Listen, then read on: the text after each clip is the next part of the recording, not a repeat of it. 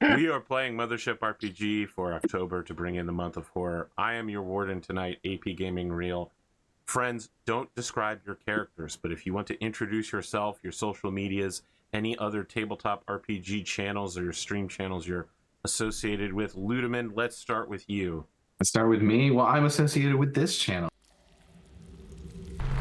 Hi everyone, I'm Dynamics. You can find me here on AP's Discord and on Blood Bowl, hosted by Grimdark James. You can find me on AP's Discord. You can also find me on Omar Krieg's Discord, where I am also a cast member there. Fantastic. So if you want to find me, you have to support one of them. All of you hit the floor, your hands touching that sort of cold grid iron aliens setting floor paneling. Your body's freezing cold and aching from cryo sickness. You remember nothing. You don't know who you are. You don't know what's going on. You immediately begin vomiting on the floor. And this guy that you see walks up to you. He looks like he doesn't care who you are. He's holding a clipboard and he says in a very nasally voice, "Okay, all right, you've got cryo sickness. I got the stim packs here. So get you on your feet. It wears off faster if you're standing up. So let's get at attention and look me in the eye here. I'm gonna cover everything that's happened while you've been asleep, and we're gonna get you on your way. Okay? All right. Good. Yeah. Try not to throw up on the ship. The company doesn't want to have to pay for that. So, 10 years ago, the company detected signs of biochemistry on SAMSA 6 and decided to send a team to investigate. 1 year ago, a skeleton crew of researchers, engineers, and Marines arrived on SAMSA 6 to establish Greta Base and Heron Terraforming Station. They discovered a species of arthropods, labeled them the carcinids or carkies, and proceeded to terminate them on site. The colonists captured a carc larva for experimentation and study 9 months ago. 6 months ago, Greta Base ceased all communications. 3 months ago, the company hired you to address the situation. 6 weeks ago, this ship entered the SAMSA system and found Greta Base unresponsive to short-range hails. Okay, everyone on the same page here. I said everyone on the same page here. Who am I? And who are you? And who are they? He just looks at you and says, "I'm Moss. I work for the company. You are the cyberneticist, right? Dr. Phineas Mason. Your memory should be coming back to you, Dr. Mason?" Yes, most right. Yes, Dr. Mason, that's me. Yes, thank you. Okay, Dr. Philip Manson, exobiologist, please raise your hand. Dr. Philip Manson. All right, let me get a look in your eyes. Pupils seem to be appropriately dilated. Captain Fur Baker. Okay, thank you for raising your hands. I didn't ask you to do that yet, but you remember who you are. Excellent. Captain, this is your contracting company. We have hired you and your people. Right now, your pilots, Anders and Renfields, are fueling up your drop shuttle, and it is ready to go down. I need you to sign here, indicating that you are ready to execute the contract that you agreed to. I'm sorry, did you say he's my captain? I work for him? Yeah. No. And so does this other doctor? So the two doctors work for him? What? Okay, I have other things to do. Let's outline your mission objectives. The company is asking that you rendezvous with 2nd Lieutenant Kaplan. Write this down. Primary objective, rendezvous with 2nd Lieutenant Captain, the Marine commander of the colony, and assist them in repairing the situation. It is the belief of the company that the communications satellite and equipment must have malfunctioned, so you need to get down there and fix it. It's just another bug hunt in the code. That is why we are sending 2 doctors. Re-establish satellite communications and get the terraformer back online. Getting the terraformer online is extremely important. That is the reason the company pays for SAMHSA 6. If all else fails, evacuate Dr. Edom, the mission specialist on the colony, as well as the colony's synthetic science officer, Hinton. If you cannot retrieve Hinton, bring back his logic core. Recovering Hinton's logic core is the primary most objective. It is the top concern. Now, your drop shuttle carries 8 people, and you're going down with 5. You need to bring back at least 2, whether or not communications are restored. Yeah, one bonus.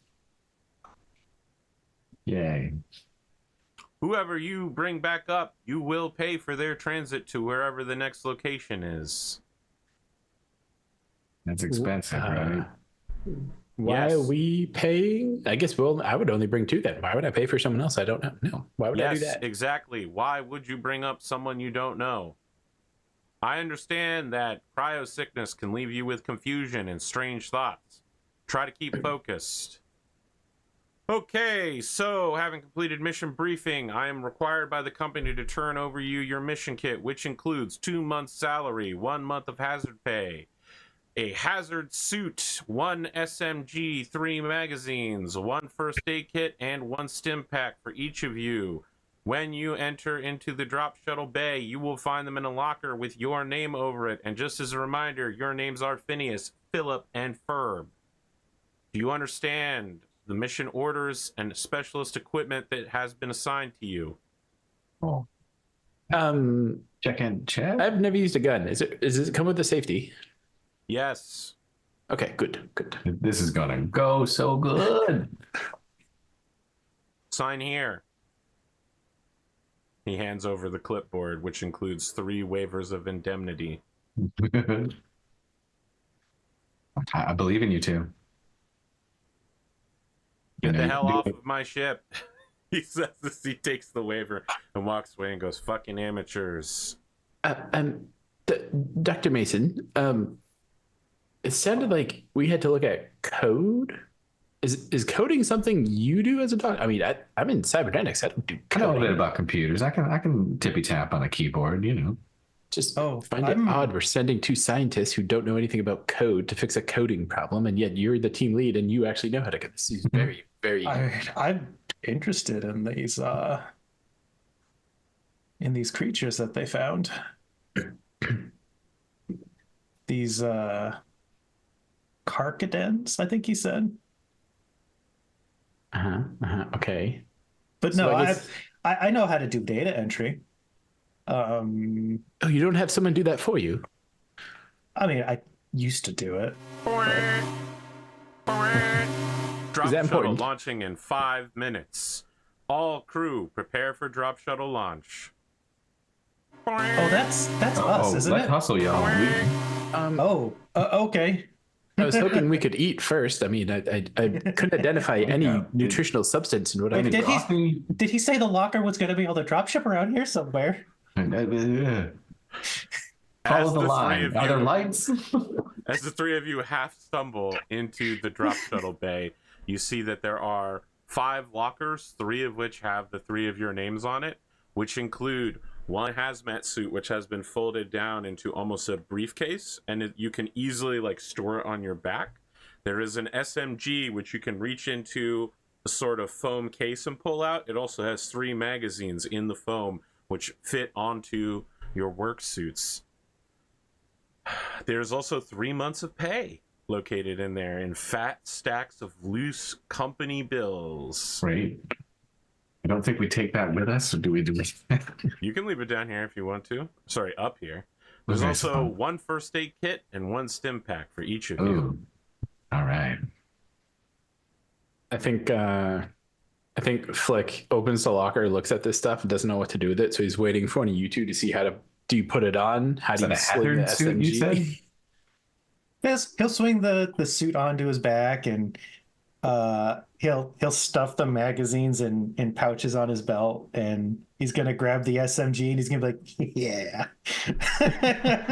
You can see that there is a woman in a flight suit with a helmet that's waving at you from the end of the drop shuttle and goes, Captain, doctors, you're good to go? You're done with the drop sickness? Yeah. Okay, let's get on board. Anders is waiting for us. Like grabbing cash and stuffing them in my pockets. Doctor, what are you doing? Leave the cash on the ship. You don't. Where are you gonna spend it? I don't know. It's mine. You can see that the drop shuttle is on like a circular rotating floor, and it's being rotated to face the outside of the ship. And there's like a big roll-up door that's preparing to go up, and you can hear the alarms like 2 minutes to drop shuttle launch. All right, I guess that's for us. So Yeah. she's waving. She seems nice. I'm gonna go that way. Let's Grab my go. stim pack, grab my med kit, and then just like shuffle on. Yeah. Okay, when you get I stand on, the woman takes off her flight helmet, and it is like a very attractive brunette woman, pale skin. She's chewing bubblegum. She goes, okay, let's get you guys in the seats. And she physically forces the captain down and goes, all right, Captain Baker, let's get you strapped in here. She puts a 5-point restraining harness that's real tight on your whole body and just like slams you into the seat. Okay, we got you in there good. Dr. Manson, please sit down. She physically slams you down into the seat. I feel like he didn't figure out how to put any of it on, so he's just holding all this stuff in 2 arms as he runs like this. And so he just gets shoved into the seat holding everything. Why did I bring my nail gun? I don't. This is making it kind of hard to breathe. Well, it's going to be better than if you get sucked out the shuttle, sir. Dr. Mason. She doesn't even tell you to sit down. She just pushes you into the seat, locks you in place. Okay. Oh, all right, all right, boys. She hits a big red button on the back of the ship. The end comes beep, beep, and you hear like pressurization noises. There's ambient background radio chatter coming from the cockpit where you can hear someone saying, Lieutenant Anders, we're preparing for your launch. Looks like you're going to have to beat the storm down there. It's coming in faster than expected. Winds are kicking up to Category 3. And you hear a pilot go, well, sounds like it's just my time. Well, ain't the first time I've had to do a hot drop with a female voice with a sort of southern drawl to it. And you see both the pilots go back into the cockpit. Both of them have their their helmets back on. You just see both of them like simultaneously crank some sort of lever in the front. You feel the drop shuttle like detach from the floor, and you watch as the door opens and like a loose dollar bill from your company pouch flies out. And the drop shuttle just gets absolutely launched into space at high speed and begins following the planet's rotation. You can see that there is a massive storm that covers a huge portion of the planet, at least 25% of the orb that you can see, and the shuttle appears to be racing the front leading edge of it down to the planet. As you're going down, back here smells like sweat, body odor, fear. The ship is like shaking on the way down. Your adrenaline suddenly spikes when there's a red light that goes off in the back and the pilots close the pilot door. When you start hearing like alert, alert, alert. And then you hear a voice going like CFAB compromised, warning, warning. And then like the whole ship is like What's it? CFAB. So I need all of you to make your first fear save real quick. Ooh, okay. How do I do that? You click on the word fear. Click on the word fear. Ooh, can I use That's exactly can I use my zoology to assist it? Yeah. Why does it even No. ask me that? I have 0G. How about that? No, Piloting? no. Ooh, somebody succeeded. Hey. Dr. Mason, that's a success for you. The Look rest at of that. you, your stress increases by 1. I'm scared.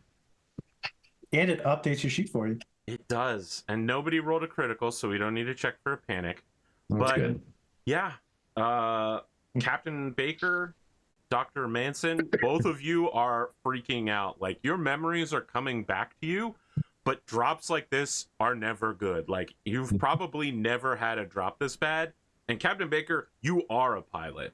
Like, Renfield... Oh, you're bad at this. Renfield and Anders are great pilots. They're not as good as you. They're great pilots. The problem is that you normally don't drop on the leading edge of a superstorm. Fair. Someone is trying to get you down there before you have to wait hours, maybe days, before you can have the next drop window. As Sounds you like chase the storm and the fading light of the sun is sinking down behind the storm wall, and the whole shuttle drops into darkness. After almost an hour, you hit the ground hard, and you can feel the shuttle, Captain, sink several feet in as the incredibly wet, muddy ground, like the shuttle's legs don't just go, they drop down, and you're pretty sure that the landing struts must be submerged. You know, we're here. I feel like that wasn't according to plan, but if no one told me it was that bad, other than Dr. Manson here screaming, I didn't see anything to worry about. Renfield pops around, has her helmet off, smiling at you guys, says, "One of the best landings we've ever had. Honestly, I didn't think we were going to make it down. Let's get you guys out of those restraints." She walks over, slaps each of you in the chest really hard. Your 5-point restraint. Oh, thank you. My arms are getting quite tired. Yeah, they always are. All right, let's get you up. She grabs you. She does a predator man shake with you and pulls you up so that you're standing. She's just checking you, like brushing you off, making sure you didn't throw up on yourself. Okay, 3 of you are good to go. Cap, what do you want us to do? We could stay here with the shuttle, or we can go with you. It's about, I don't know. I think it's about 10 minutes walk to Greta Base. 10-minute walk? Well, I guess at least one person should stay here. Which one of you, why don't you rock, paper, scissors, see who wants to come win? All right. Immediately, Anders is just like, Cap, I'll stay here. You better take Renfield with you. Got it. Renfield pulls out a combat shotgun and does the, like pump action, holding it still and then doing the pump along the end, just like, all right, Cap. Does it over like the back of her shoulders, just like, let's go. See the shotgun? Manson shakily tries to load a mag into the SMG, and when he lets go, it slides back out onto the floor. I was gonna say, I think you see Flick. take the SMG and then try to shake it like she did with the shotgun. But he doesn't do it while everyone's watching. He's doing it like after she turned around and walked away. You're like, oh, okay. Renfield scoops down, grabs your magazine, presses it firmly into the well, and then taps it to make sure it's in there, and then racks the bolt back for you and goes, there you go. Why don't you keep that thing on safety there, Doc? And she slaps you on the back. I'll tell you what, you go ahead. Safety. You go ahead. Is he just like looking down at it like, Oh. I guess you got rear guard duty, Renfield. All right, let's roll. Gotta make sure all the kids get to school. Yeah, let's get them there safe. When she hits the red button on the back of the shuttle, immediate torrential downpour. The mud is several foot thick back here. It's dark. It's barely visible. The jungle has a particular smell of like a dozen different intermixing flowers, and just that raw nature smell of like a place where animals hunt and kill things and leave them out for dead. It feels like you're deep in a forest back on Earth. Should we be putting these suits on now? Is that why we have them? Do we need these? I think you're gonna have a lot of trouble getting through the jungle in a hazmat suit, Doctor. She puts her pilot's helmet back on. Okay. All right, well, y'all, so let's safe get to right. breathe. Good to know. Good to know. I would like to pull out my med scanner and like take a sample of the mud real quick and see if it's dangerous to us. Okay. You kneel down on the back of the landing pad. So the landing boarding ramp like sinks about 6 inches into the mud, and then the mud flows like a flood onto the end of it, and Renfield's just like, someone's gonna have to clean that off when we get back up on the ship. don't think it's me. She Yeah, turns just around quit- and goes quit into the dirty. ship and screams, "Not it!" Well, it might be hard to go through in a hazmat suit, but it might be necessary. Let me check real quick and use my sample collection kit in my med scanner. According to your med scanner, this mud contains no biological properties. I don't detect any It is diseases or inert, inorganic material. pathogens or anything like that. It'll be messy, but it should be safe as long as we don't sink into it and drown, I guess. Ooh, I don't want to drown in mud. Ooh. Is there a stick nearby? Looks for a stick and starts poking the mud in front of them as they go. Okay. You go up to one of the nearby alien trees, you snap off a stick and begin poking it ahead of you. Anders calms over to you, and you just hear like, and Renfield's just like, we're not even 10 feet away from the shuttle, and I can't even hear what Anders is saying. That's Seems real like, bad. yeah, maybe it's the jungle, or maybe it's the rain jamming up the comms. Yeah, that certainly would explain the lack of communication. I'm gonna just run back there real quick and let her know to just keep the comms off. I mean, no reason to bother. We'll contact her if the time comes for it, right? I'll walk over to a tree and take a bark sample. I'm just super curious now. Want to see my stick? Oh, I mean, I'll take it. That looks like it's a tool for you. You know, it's a well-engineered thought process there. I'll just take a sample from the bark here in case there's any microbes or signs of life. Or, oh man, if they have a lab here, this is going to be fascinating. How exactly would we contact Anders? He says this after Renfield goes away. How would we contact him if the comms are down and his comms off? Did that not make sense to anyone else? We're supposed to fix them, right? Yeah, I think she's just saying just to not bother reaching out if, I'm not going to hear nothing, but that's a fair question. Really, she got that flare gun, I guess. Yeah, Renfield comes back out and says, "Captain, look over there." And when she points, you can see that there are deep vehicle tread tracks in the mud. It looks like this mud being this way predates the storm arriving. Like, it's always like this, which makes sense because the storm has only just come. It does seem like it leads toward something in the distance, and very briefly the rain clears and you can see the prefabricated angular boxy structure of Greta base ahead, and it looks like this tread tracks leads directly towards it, but there's also a person's trail, like a game path that people have been walking on that cuts aside and goes around the base as well. Oh. We see the rain washes away your view of the base. Direct path, or you interested in grabbing a few more samples along the way? Everything here is going to be fascinating. Well, I for one do not like being out in a storm, so I'll take the wider path at the. Well, I suppose this tree cover if we go the narrow route too. No. Definitely the wider path. Definitely safer. Yes. Direct. Let's do it. According to your medical scan of the bark, the object that you're scanning is alive but dying. Interesting. Well, I could have told you that if you ripped a branch off a tree. Of course it's dying. You ripped it off. Well, I wanted to know if there's anything living in it, do sort of an analysis to compare and contrast with other, plant life I've seen in other places. Seems to belong to a complex ecological cycle that sucks in carbon dioxide and spits out oxygen with other trace gases. Look, I wouldn't expect you to understand. You put robotics in people, and I wouldn't expect to understand what you do. So don't worry about it. The audacity of such a comment. It's not about whose specialty is better. Just which one's more useful. Right now. I think Manson agrees, but we're for different reasons. Yeah, we're totally saying the same thing, but opposite. Yeah. Redfield pulls up beside you, Captain, and says, "Well, Ferb, I hope you brought lunch, because who knows what the cafeteria is going to be serving." Oh, yeah. Well, you usually are packed. Always bring a sandwich. Sure. 4 out of 5 drops I've been with you, and you almost always bring a.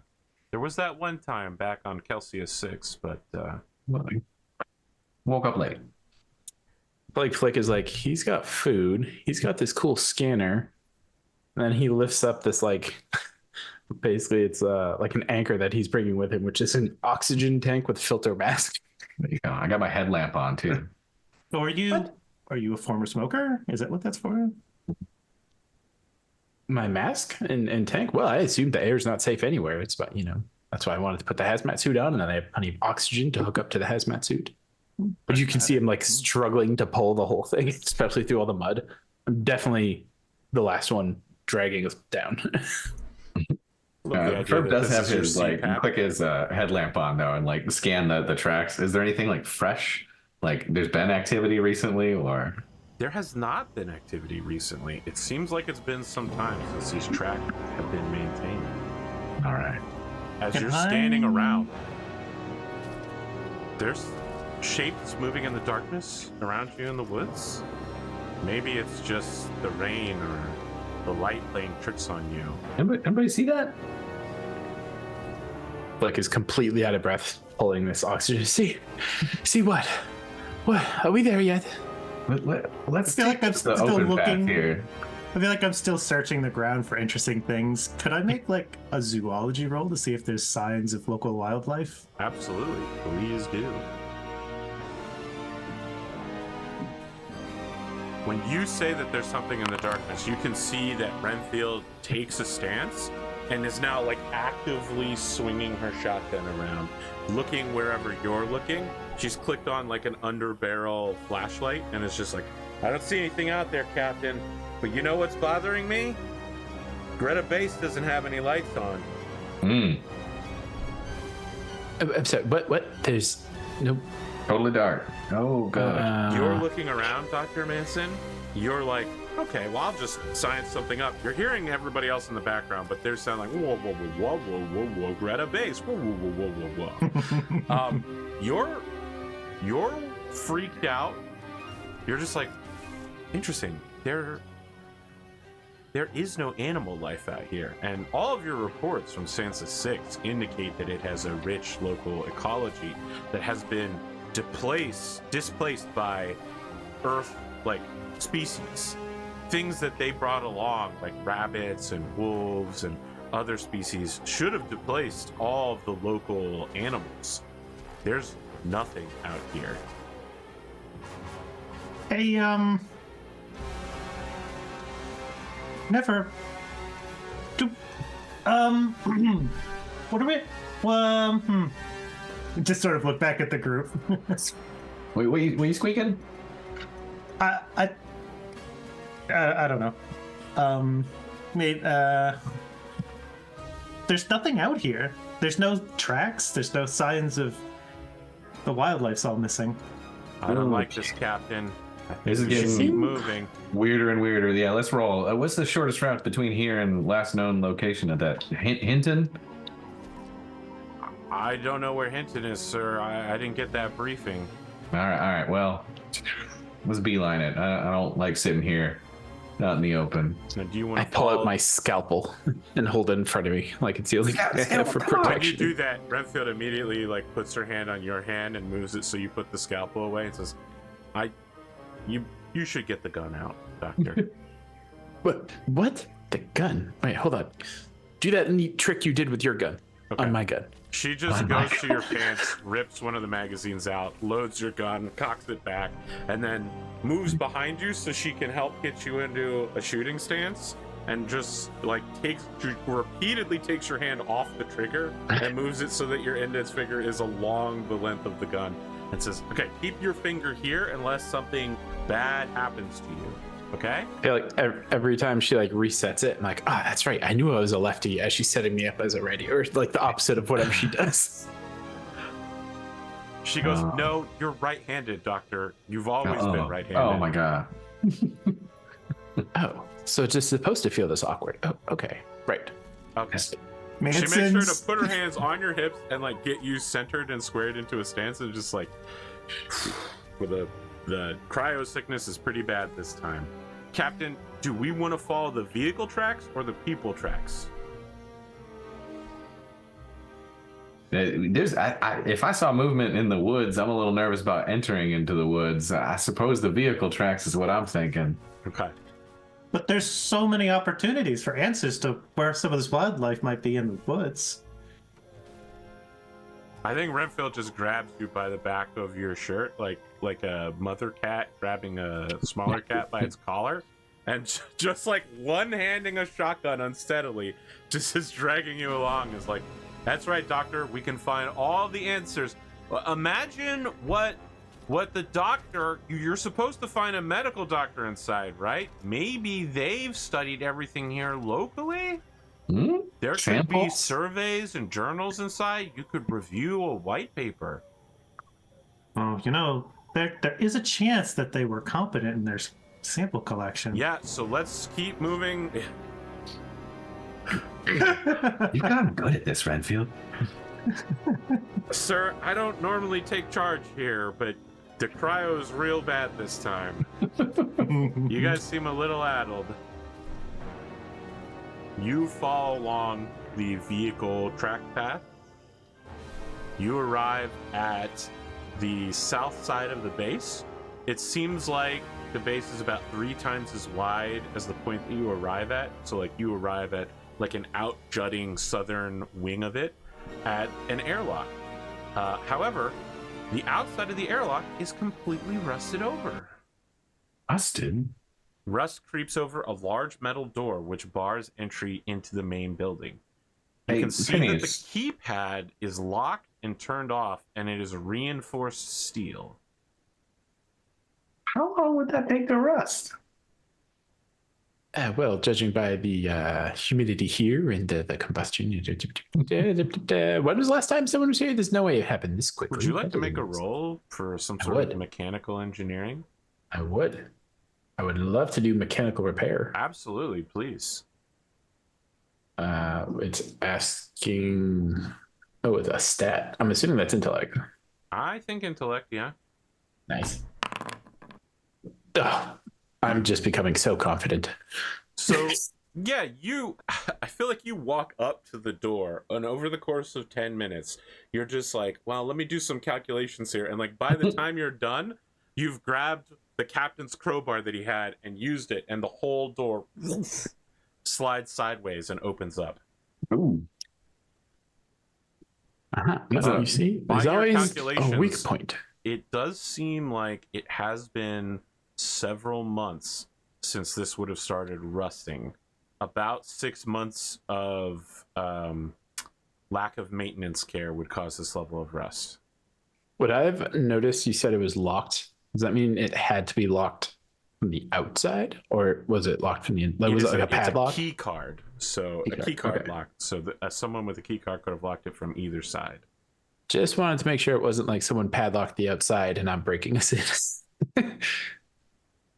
So when you open it up, there is complete darkness inside, but more importantly, as all of you step in and like the water is dripping off of your bodies, complete silence, which is very unusual because a base like this should always have the hum of generators and like mechanical parts moving. All of that sound and motion should be transiting through the floors. Like you should feel that the base is alive, and you don't. Perhaps more worrying is the fact that at the storage lockers here, you can see that several of them are open. There's a hazard suit. There are 2 pulse rifle magazines, a Catholic rosary, and 2 other lockers have deep indentations on their doors. Another one has a giant claw mark on it with a 4-pointed claw. That look like any wildlife that's supposed to be here? I would like to study the claw mark to try to do some approximate sizing and whatnot. Can't wait for you to have 5 stress in no time. Herb is stretching his xenomorph gloves. Okay. I think you don't need to make any rolls. With your med scanner, you can tell that the size of creature that made this thing is probably about 12 to 15 feet tall and weighs 600 to 700 pounds. just rattle that off matter of factly, like it's not concerning, because I'm just too busy being excited by data. So just to be clear, when you say that, Renfield goes from shotgun with flashlight down, like casually checking things out, to shotgun back up. Like mimics it with the SMG. Whatever she does, he does. The door was closed and locked. I mean, this thing wouldn't have had a problem going out the door, so it's There's probably still no power here, right? Renfield just shrugs while looking around. I think the absolute dead silence is starting to flick out, because if you hear the slightest sound, dead silence. Yeah, keep your ears peeled. Do I have a map of this place? Do we know where it's so quiet that when you focus too hard on hearing, you hear your own heartbeat? And exactly.